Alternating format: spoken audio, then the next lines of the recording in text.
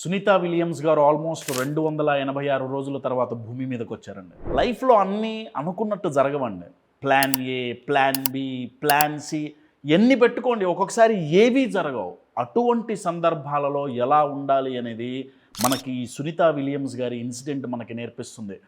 ఒక్కొక్కసారి ఏమవుతుందంటే బతకటానికి స్కోప్ కనపడదు. ఎదగటానికి స్కోప్ కనపడదు. మనం అనుకున్నది సాధించటానికి స్కోప్ క్షీణిస్తూ పోతుంటుందండి డే బై డే.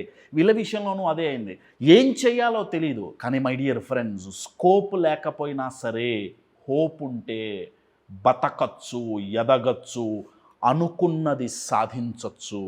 ఎవరిలో అయితే హోప్ ఉంటుందో, సాధించగలమన్న హోప్ ఉంటుందో, సాధించటానికి స్కోప్ వాళ్ళే తయారు చేసుకుంటారు.